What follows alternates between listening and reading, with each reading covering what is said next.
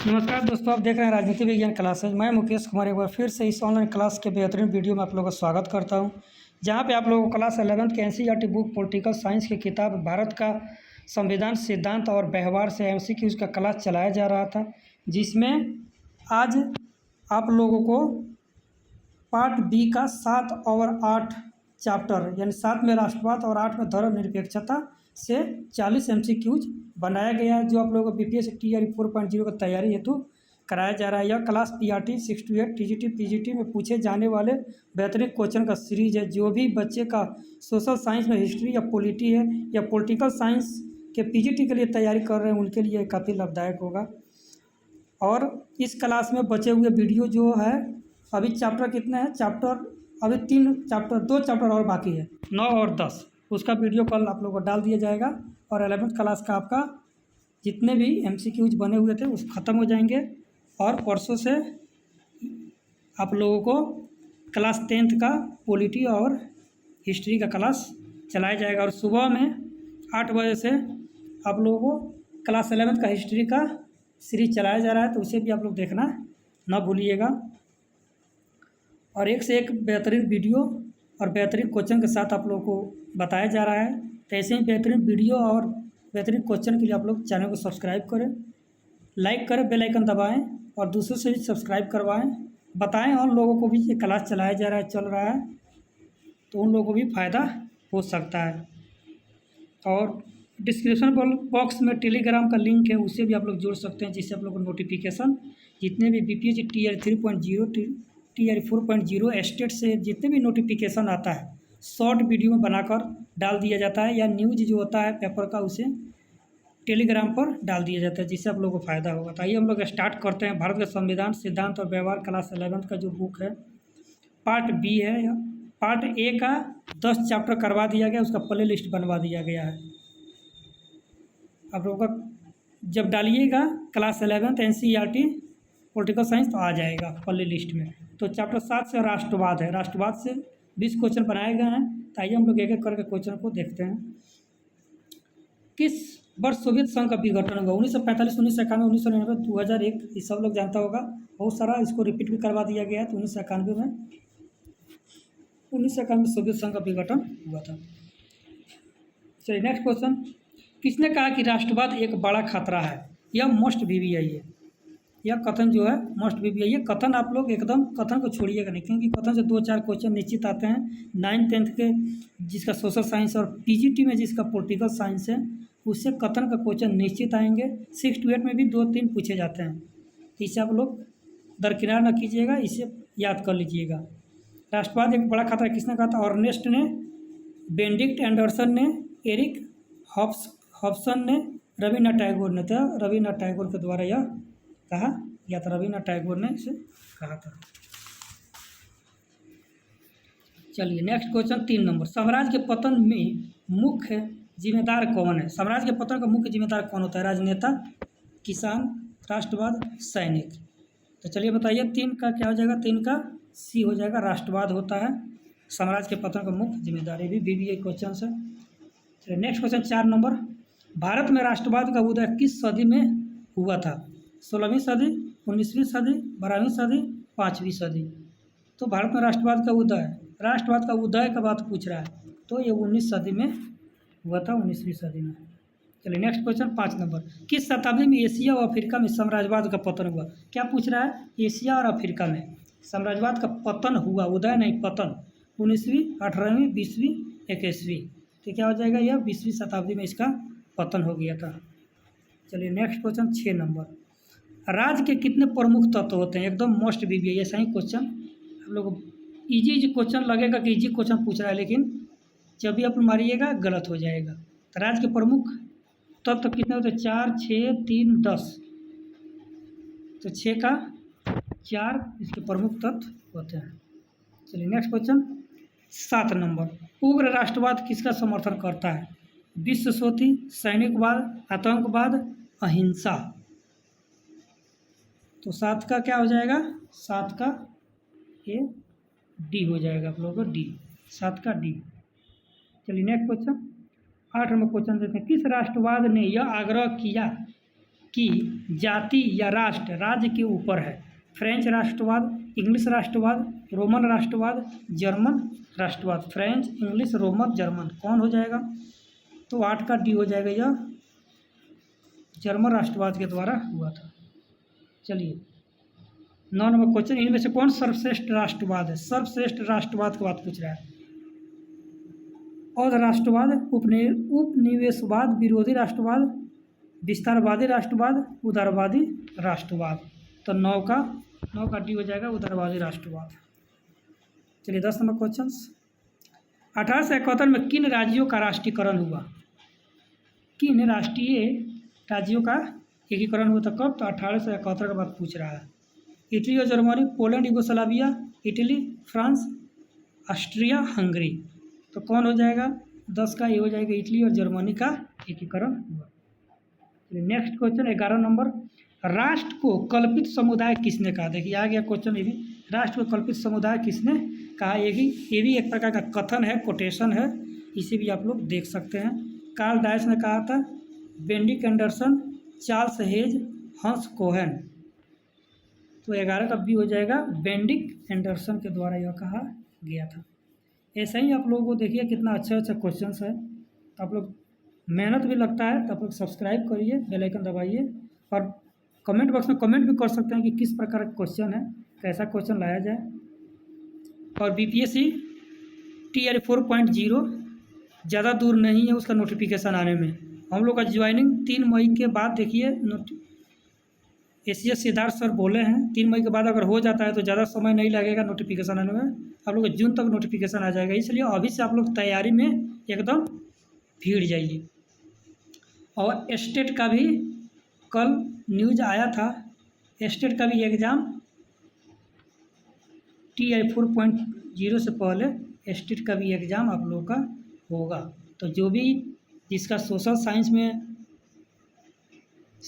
है वो भी स्टेट के लिए भी ये देख सकता है, और जिसका पॉलिटिकल साइंस है और प्रॉपर हिस्ट्री है तो दोनों का क्लास चला ही जा रहा है। हिस्ट्री वाले लोग भी और पॉलिटिकल साइंस वाले लोग भी देख सकते हैं इसे भी। तो 150 का क्वेश्चन का होता है स्टेट, तो आप लोग इसे भी देख सकते हैं। तो उसका भी एग्ज़ाम होगा, इस भ्रम में न रहिएगा कि नहीं होगा। जर्मनी का एकीकरण किस वर्ष हुआ था? तो आइए देखते हैं, 1989, 1990, 1991, 1992। तो 12 का बी हो जाएगा, 1990 में हुआ था। चलो, टैगोर व गांधी के अनुसार राष्ट्रवाद किसका शत्रु है? ये भी मोस्ट पीवीआई क्वेश्चन है। गांधी के अनुसार राष्ट्रवाद किसका शत्रु है? समानता का, स्वतंत्रता का, विश्व बंधुत्व का, इनमें से कोई नहीं। ये हो जाएगा इनमें से कोई नहीं। तो फिर भी पूछा कैसे? तो मानवतावाद या अलगाववादी। मानवतावाद का शत्रु है, मानवतावाद, इसे आप लोग याद कर लीजिए। मानवतावाद या अलगाववादी भी कह सकते हैं, अलगाववादी इसका भी शत्रु माना जाता है। चलिए 14 नंबर क्वेश्चन, गेलनर ने किस वर्ष राष्ट्रवाद को आधुनिकीकरण की प्रक्रिया से जोड़ा? तो गेलनर के द्वारा कब जोड़ा गया था? तो 1983, 1984, 1986, 1970। तो 14 का ये हो जाएगा 1983 में। 15 में क्वेश्चन, राष्ट्रीयता सामूहिक भावना का एक रूप है जो विशिष्ट, राष्ट्रीयता सामूहिक भावना का एक विशिष्ट रूप है जो विशिष्ट गहनता, समीपता तथा महत्ता के एक निश्चित देश से संबंधित होती है। कथन, देखिए कथन आ गया। कथन निश्चित स्टेट और जिसका पॉलिटिकल साइंस है, हिस्ट्री है, उससे निश्चित है कथन पूछे जाएंगे। तो कथन पूछे जाएंगे, आप लोग क्वेश्चन प्रीवियस ईयर का उठा कर देख सकते हैं। तो ये लास्की द्वारा कहा गया, गार्नर द्वारा, जिमनर के द्वारा, ब्राइस द्वारा। किसके द्वारा कहा गया था? तो 15 का सी हो जाएगा, यह जिमनर के द्वारा कहा गया था। 16 नंबर क्वेश्चन, राष्ट्रीयता के विकास में बाधक तत्व तो नहीं है। कौन सा नहीं है राष्ट्रीयता का विकास में बाधक तत्व? अशिक्षा, धर्मनिरपेक्षता, जातिवाद, सांप्रदायिकता। तो 16 का बी हो जाएगा धर्मनिरपेक्षता। चलिए 17 नंबर क्वेश्चन, अंतर्राष्ट्रीयता के मार्ग का बाधक तत्व है। ये भी बीबीए क्वेश्चन है। विश्व बंधुत्व की भावना, उग्र राष्ट्रवाद, अंतर्राष्ट्रीय कानून, वैज्ञानिक प्रगति। तो 17 का बी हो जाएगा उग्र राष्ट्रवाद। 18वां क्वेश्चन, किस शताब्दी में एशिया व अफ्रीका में साम्राज्यवाद का पतन हुआ था? 19वीं, 18वीं, 20वीं, 21वीं। तो 18 का सी हो जाएगा 20वीं सदी में। ये क्वेश्चन शायद रिपीट हो गया है, ये भी रिपीट हो गया क्वेश्चन। 19 नंबर, राज्य के कितने प्रमुख तत्व हैं? तो 4, 6, 10, 3, तो ये 4 हो जाएगा। चलिए 20 नंबर, इनमें से कौन सर्वश्रेष्ठ राष्ट्रवाद है? सर्वश्रेष्ठ राष्ट्रवाद का बात बोल रहा है। सर्वश्रेष्ठ राष्ट्रवाद कौन है? औध राष्ट्रवाद, उपनिवेशवाद, विरोधी राष्ट्रवाद, विस्तारवादी राष्ट्रवाद, उदारवादी राष्ट्रवाद। तो 20 का डी हो जाएगा उदारवादी राष्ट्रवाद। चलिए, तो ये आप लोग राष्ट्रवाद से क्वेश्चन खत्म हो गया। अब 8 नंबर चैप्टर आता है धर्मनिरपेक्षता। धर्मनिरपेक्षता से क्वेश्चन हम लोग बनाए हैं 20 क्वेश्चन। आइए इसे भी हम लोग देख लें, एक से एक बढ़िया और VBA क्वेश्चंस बताया जा रहा है प्रीवियस ईयर्स क्वेश्चन के तर्ज पर। आइए हम लोग शुरू करते हैं 1 नंबर क्वेश्चन से। किस आधार पर भारत एक धर्मनिरपेक्ष राज्य है? किस आधार पर? तो भारत में सभी धर्म के लोग हैं, सभी लोग अपने धर्म का पालन करते हैं। भारत में सभी धर्म के पूजा स्थल है। भारत में धर्म के आधार पर भेदभाव नहीं किया जाता है। तो देखिए PPSC में क्वेश्चन किस प्रकार पूछेगा? ये भी दे देगा, ये भी दे देगा, ये भी दे देगा और ये भी दे देगा। इसमें से 3 दे देगा और चौथा ऑप्शन दे देगा इनमें से एक से अधिक या इनमें से कोई नहीं। तो आप लोग ये ध्यान से पढ़िएगा। सभी लग रहा है कि सब हो जाएगा, भारत में सभी धर्म के लोग रहते हैं तो रहबे करते हैं, लेकिन ये क्वेश्चन का उत्तर नहीं होगा। क्वेश्चन का उत्तर हो जाएगा डी नंबर, भारत में धर्म के आधार पर भेदभाव नहीं किया जा सकता है। 2 नंबर क्वेश्चन, समान नागरिक संहिता का कामना करता है। धर्मनिरपेक्ष राज्य, धर्म सापेक्ष राज्य, धर्मनिरपेक्ष राज्य, निरंकुश अराजकतावादी राज्य। तो 2 का बी हो जाएगा, धर्मनिरपेक्ष राज्य करता है। चलिए 3 नंबर क्वेश्चन, धर्म लोगों के लिए अफीम है। Must VBA question PPSC TRE 3.0 में पूछा हुआ क्वेश्चन है, आप लोग देख सकते हैं इसे। धर्म अफीम के समान है किसने कहा था? प्रोधा, मार्क्स, महात्मा गांधी, हिटलर। तो ये किसने कहा था? तो मार्क्स द्वारा कहा गया था कि धर्म लोगों के लिए अफीम का समान है।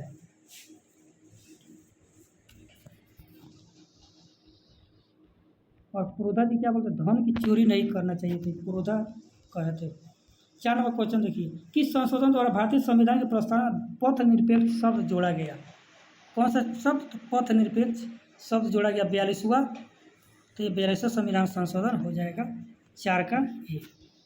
चलिए 5 नंबर, कौन सा राज्य धर्म सापेक्ष राज्य है? क्या पूछ रहा है? धर्म सापेक्ष राज्य, धर्म सापेक्ष राज्य। चीन, संयुक्त राज्य अमेरिका, सऊदी अरब, तुर्की। तो 5 का सी हो जाएगा सऊदी अरब है धर्म सापेक्ष राज्य। धर्मनिरपेक्षवाद का किससे तालमेल स्थापित नहीं किया जा सकता? विज्ञानवाद, प्रगतिवाद, मानवतावाद, कठोर परंपरावाद। तो 6 का डी हो जाएगा कठोर परंपरावाद। 7 नंबर क्वेश्चन, किस संवैधानिक संशोधन द्वारा भारत को एक धर्मनिरपेक्ष राज्य घोषित किया गया? यह मस्ट VBA इंपॉर्टेंट क्वेश्चन आगे आपको। किस संवैधानिक संशोधन द्वारा भारत को धर्मनिरपेक्ष राज्य घोषित किया गया? 52वें, 32वें, 42वें और 22वें। तो 7 का सी हो जाएगा 42वें संविधान संशोधन द्वारा। धर्मनिरपेक्षता का बहुत बड़ा शत्रु है। धर्मनिरपेक्षता का कौन बड़ा शत्रु है? मंदिर, मस्जिद, राजनीतिक संगठन, अस्पृश्यता, सांप्रदायिकता। तो 8 का डी हो जाएगा सांप्रदायिकता। चलिए 9 नंबर क्वेश्चन, इनमें से कौन धर्मनिरपेक्ष राज्य नहीं है? इनमें से पूछ रहा है कौन नहीं है, धर्मनिरपेक्ष राज्य नहीं है? तो नेपाल, अमेरिका, भारत, पाकिस्तान। तो यह पाकिस्तान हो जाएगा, धर्मनिरपेक्ष राज्य नहीं है पाकिस्तान, यहाँ धर्म पर राज्य नहीं किया जाता। 10 का, किस प्रकार के राज्य का कोई धर्म नहीं होता है? नास्तिक राज्य, धर्मनिरपेक्ष राज्य, विकासशील राज्य, लुटेरों का राज्य। तो 10 का बी हो जाएगा, धर्मनिरपेक्ष राज्य में कोई धर्म नहीं होता। फिर कथन आ गया, देखिए एकदम महत्वपूर्ण कथन, VBA कथन है, इसे देख लीजिएगा। उद्धरण, मैं अपने धर्म की कसम खाता हूँ, मैं इसके लिए मर जाऊँगा, लेकिन यह मेरा निजी मामला होगा, किया गया है। यह उद्धरण का मतलब होता है, यह कथन किसके द्वारा दिया गया था? Mahatma Gandhi, Karl Marx, Jawaharlal Nehru, Ambedkar. तो 11 का ये हो जाएगा, ये महात्मा गांधी द्वारा कहा गया था। भारत में बहुल संख्यक धर्म है। किस धर्म के लोग सबसे ज़्यादा रहते हैं? तो हिंदू, ईसाई, इस्लाम, बौद्ध। तो सब लोग जानता है हिंदू धर्म के लोग इसमें ज़्यादा रहते हैं।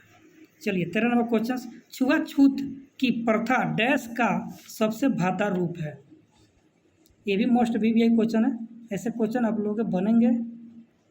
छुआछूत की प्रथा की बात बोल रहा है। धार्मिकता, समानता, असमानता, शिक्षा, किसके लिए भाता रूप हो जाएगा यह? तो 13 का C, असमानता। 14 नंबर क्वेश्चन, समानता का अधिकार भारत को एक डैश के रूप में स्थापित करने का प्रयास करता है। ईमानदार व्यक्ति, सच्चा लोकतंत्र, सच्चा कर्मचारी, इनमें से कोई नहीं। तो 14 का भी हो जाएगा सच्चा लोकतंत्र। चलिए 15 में क्वेश्चन, प्रलय यूरोपीय यहूदियों का नरसंहार था। अमेरिका द्वारा, इजराइल द्वारा, नाजी जर्मन द्वारा, अरबों द्वारा। तो 15 का C हो जाएगा नाजी।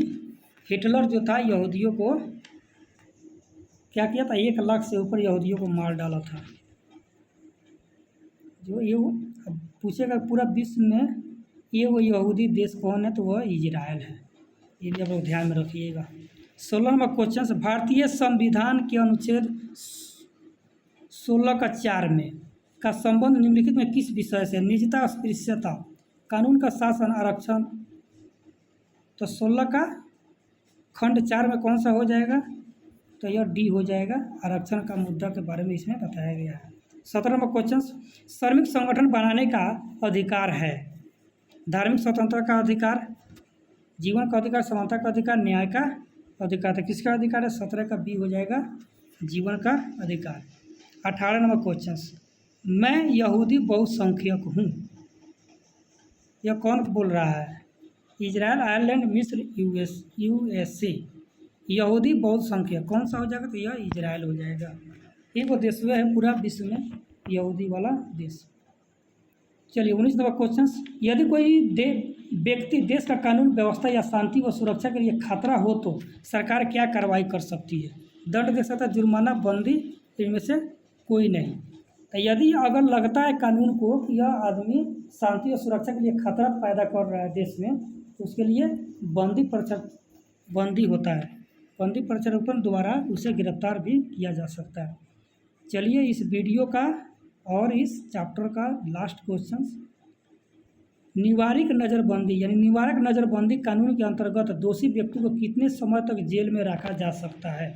यानी उसे मान लीजिए दोषी मान दिया तो 6 महीना, 2 महीना, 5 महीना, 3 महीना। तो ये 3 महीना होता है सज़ा उन लोगों का। तो ये रहा आप लोगों को 40 MCQs चैप्टर 7 और 8 से, राष्ट्रवाद और धर्मनिरपेक्षता से। कल आप लोग 9 और 10 चैप्टर से मिल जाएंगे। आप लोग 20 चैप्टर से क्वेश्चन हो गया, 400 के लगभग क्वेश्चन। इसे आप लोग 1 बार 2 बार देख लीजिएगा, ज़्यादा से ज़्यादा प्रॉफिट होगा। जितना देखिएगा उतना ही प्रॉफिट होगा। चलिए तो इस वीडियो में इतना ही था। कल हम लोग फिर मिलते हैं इसी जुनून और जोश के साथ। और आप लोग देख लीजिए TRE 4.0 निश्चित आएगा, उसका नोटिफिकेशन जून में आएगा। तो आप लोग तैयारी में अभी से जुट जाइए, ना कि नोटिफिकेशन का इंतज़ार कीजिए कि आएगा तब हम तैयारी करेंगे। 2 साल 3 साल से बच्चे तैयारी कर रहे हैं। जो TRE 1, 2, 3 में छटे हुए हैं उनका तैयारी बहुत लेवल का हो गया होगा, और जो नए तैयारी कर रहे हैं उनके लिए बहुत सारा पढ़ना पड़ेगा, 17-18 घंटा। तो मेरा एक वीडियो है 90 दिन में कैसे तैयारी करें, कैसे स्ट्रेटजी बनाएं, वो वीडियो आप लोग जाके देख सकते हैं और उस तर्ज पर आप लोग तैयारी को अपना मजबूत कर सकते हैं।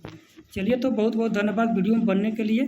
कल फिर मिलते हैं 6 बजे के करीब में शाम को, और 8 बजे हिस्ट्री क्लास देखना ना भूलिएगा। चलिए जय हिंद।